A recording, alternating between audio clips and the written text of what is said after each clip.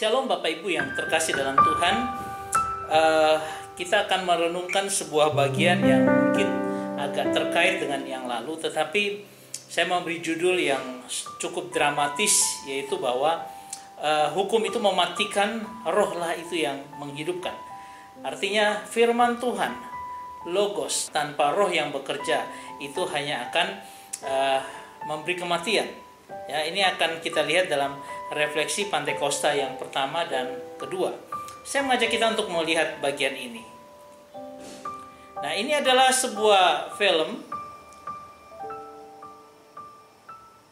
tentang bagaimana Roh Kudus turun ketika Pentakosta di Kisah Para Rasul itu terjadi. Tampaklah pada mereka seperti nyala api yang disebarkan kepada mereka dan berhenti di atas mereka masing-masing. Nah, ini gambaran dari ketika Roh Kudus itu bekerja dan murid-murid mendapatkan Roh Kudus itu dalam kehidupan mereka.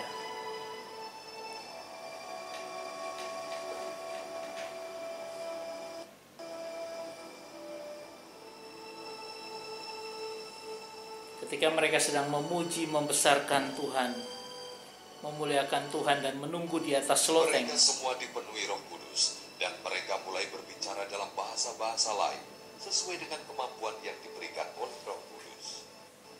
Di Yerusalem ada beberapa orang Yahudi yang sungguh-sungguh beribadat kepada Allah. Mereka berasal dari setiap daerah di dunia ini. Mereka datang karena mendengar suara itu dan heran karena masing-masing rasul berbicara dan setiap orang mendengar dalam bahasanya sendiri. Mereka heran mengapa hal ini bisa terjadi dan berkata, apakah orang yang dia kasih yang berbicara orang Galilea? Ini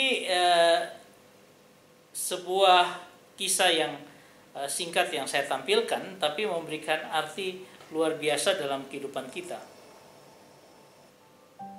Nah, ini adalah bicara tentang lahirnya gereja. Karena pada saat itu Petrus berkhotbah dan kurang lebih 3.000 orang luar biasa bertobat dan percaya kepada Yesus. Ya, ini adalah kisah di Pentakosta yang kedua. Nah, saya akan mengajak kita untuk melihat sejarahnya seperti apa. Coba kita lihat dari kisah daripada Ulangan pada pasalnya yang ke-23.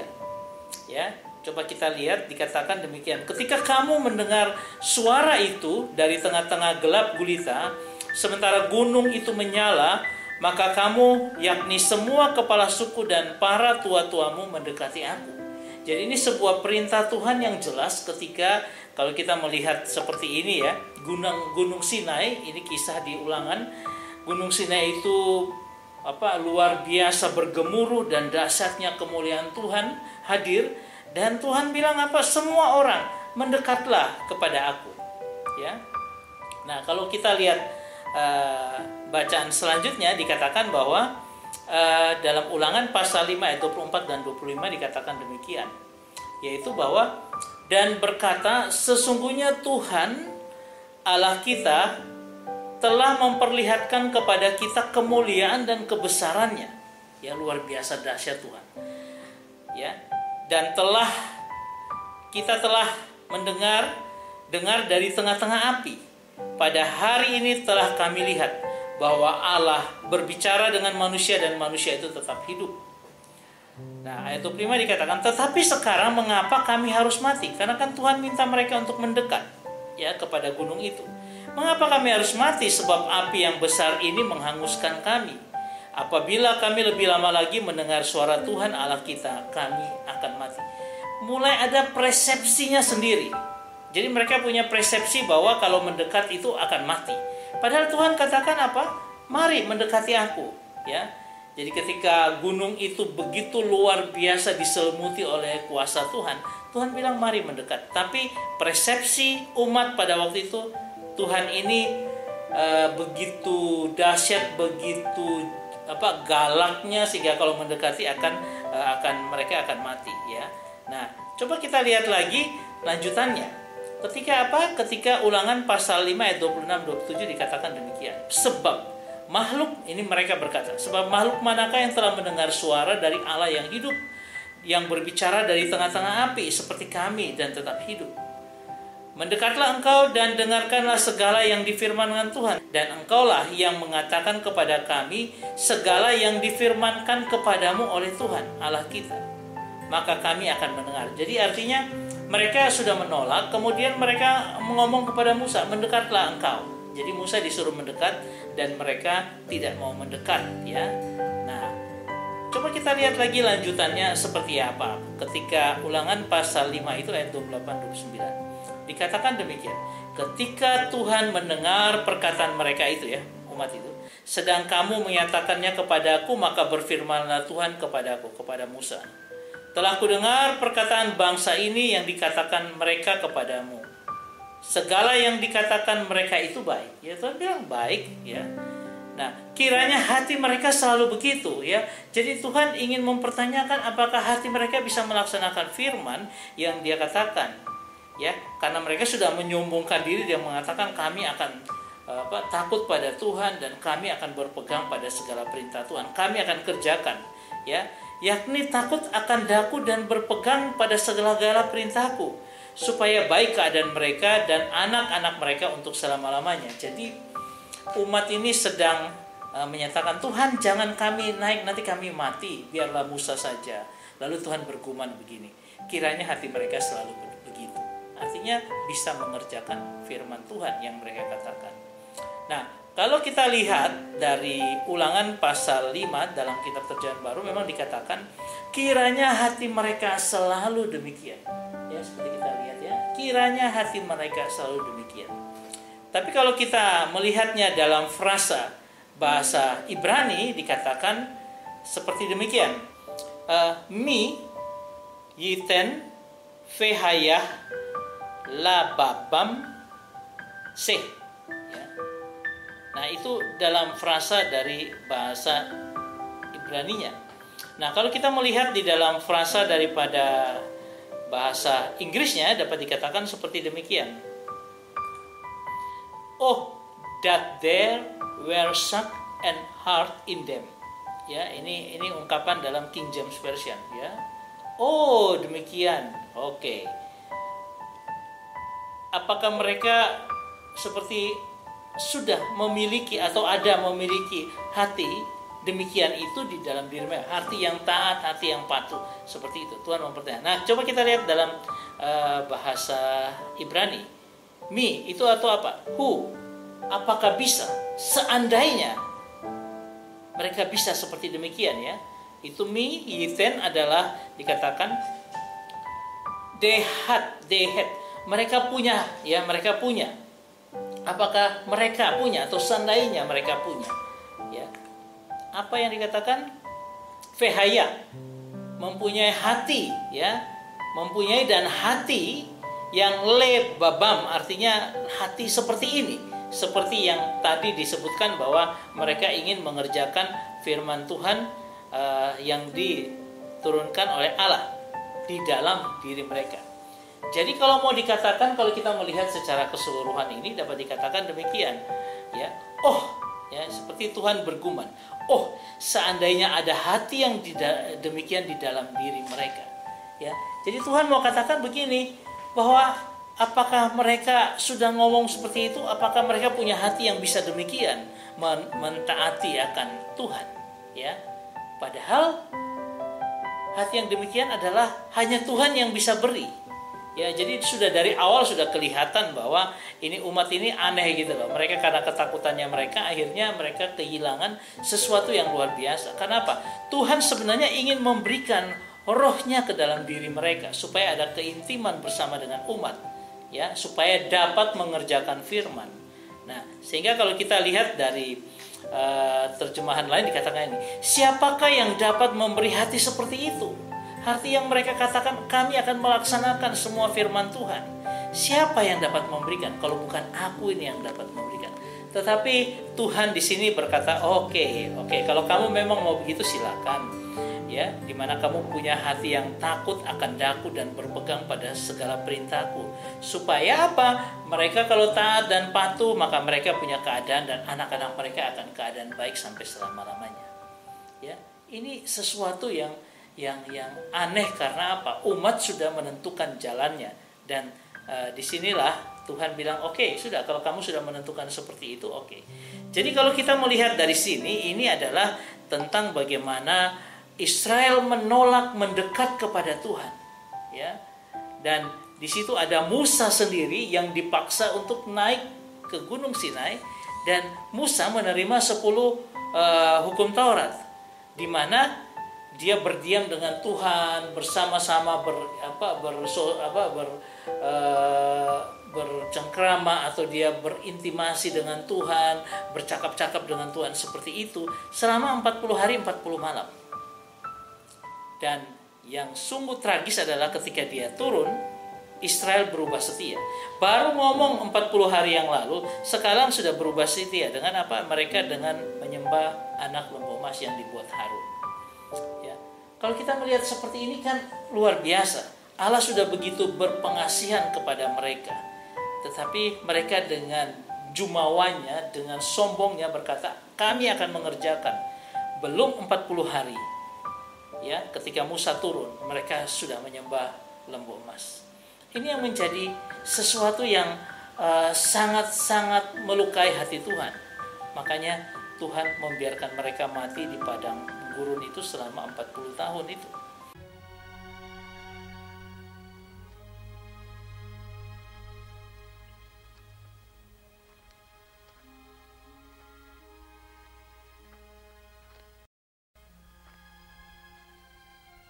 The light of God shines from you, Moses.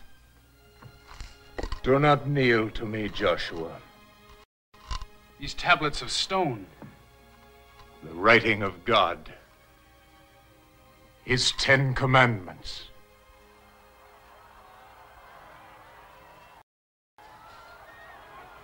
There is a noise of war in the camp.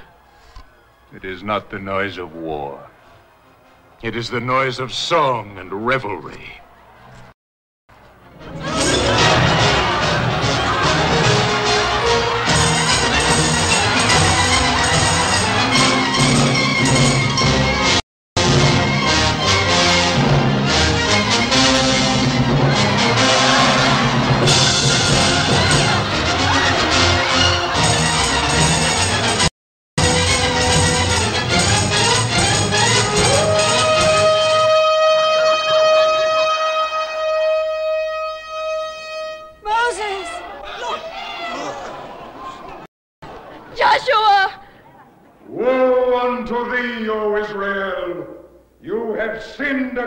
Sin in the sight of God.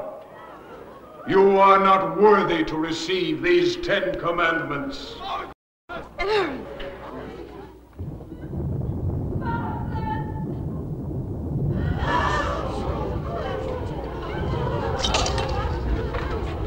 We're gathered against you, Moses. You take too much upon yourself. We will not live by your commandments. We're free. Hey, there is no freedom without the law. Whose law, Moses? Yours? Did you carve those tablets to become a prince over us? Who is on the Lord's side? Let him come to me.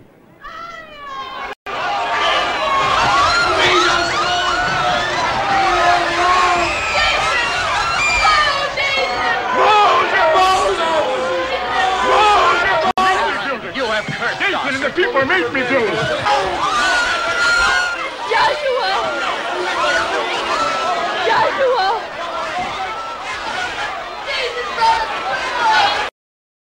He showed you no land flowing with milk and honey. I show you a God of gold. Come with me.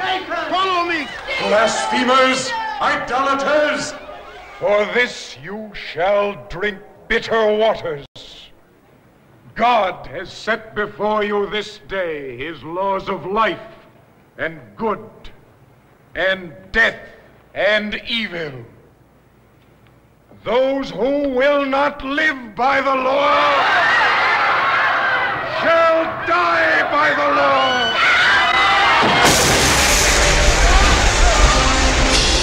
Ya, nah, saudara, ini Israel menolak mendekati Tuhan, padahal Tuhan ingin keintiman. Pada hari itu Kalau kita baca dalam firman Tuhan dikatakan Musa menyuruh akan orang-orang untuk apa? Untuk datang dan mereka membunuh akan saudara-saudara mereka. Dan pada hari itu mati 3.000 orang. Nah, itu berbeda sekali dengan ketika pada hari Pentakosta. Hari Pentakosta ada 3.000 orang yang sama yang karena bertobat dan terima Yesus mereka mendapat kehidupan. Ini dua hal yang berbeda. Ya, ini adalah 3.000 orang mati pada Pentakosta pertama karena mereka mengira bahwa mereka dengan mendapatkan hukum, dengan mendapatkan firman Tuhan, mereka bisa mengerjakannya. Padahal Tuhan bilang, yang bisa mengerjakan itu adalah ketika Roh Kudus hadir dalam diri mereka dan mereka bisa melaksanakan firman. Keintiman yang seperti ini yang ditolak sekian ribu tahun oleh umat Israel sampai kedatangan Kristus, di mana Kristus sudah dijanjikan juga bahwa Dia akan memberikan mereka hati yang baru, hati yang taat karena Roh Kudus yang bekerja di dalam diri orang-orang itu. Saudara, saya mau bertanya, sudahkah kita menerima Roh Kudus? Kita pasti berkata, oh sudah, saya sudah bertobat terima Roh Kudus. Oke, tapi sudahkah kita memberikan seluruh hati kita untuk dipimpin olehnya? Kita harus sampai pada tahap di mana Roh Kudus bekerja secara full, penuh dalam kehidupan kita. Bukan hanya sekedar Dia hanya berdiam saja, tetapi Dia tidak mendapat tempat yang luar biasa di dalam hati kita. Dan saya berharap kita bisa demikian. Nah, biasanya kita ada penghalangnya. Ya, apa penghalangannya? Bahwa Roh Kudus itu bisa total memimpin akan hidup banyak sekali. Coba, terlalu sibuk. Ya, sibuk dengan pelayanan, seolah-olah kita itu melayani Tuhan dengan luar biasa. Padahal kita melayani diri kita sendiri karena kita terlalu sibuk dengan diri kita sendiri yang ingin bermanajemen, ingin mengatur dan sebagainya. Padahal Tuhan hanya pengen apa? Diam dengan Dia. Beberapa menit, beberapa waktu dengan Dia, diam. Jangan terlalu sibuk. Sama seperti Marta yang terlalu sibuk memusingkan diri dengan banyak hal. Padahal yang Tuhan inginkan seperti Maria yang ada waktunya duduk di kaki Tuhan dan berintimasi dengan Tuhan. Biarlah Tuhan berkata-kata dalam kehidupan kita. Nah, yang kedua adalah sebenarnya kebahagiaan palsu. Yaitu apa? Kita terlalu nyaman. Seolah-olah kita bahagia dalam kehidupan kita, padahal itu hanya kebahagiaan palsu. Ya, kenyamanan hidup. Kita diberi fasilitas dan sebagainya. Itu malah membuat jadi penghalang bagi kita untuk dipimpin oleh Roh Kudus. Bahkan orang yang di tengah pergumulan, dia mendambakan Roh Kudus bekerja dalam hidupnya, bahkan itu yang lebih bertumbuh.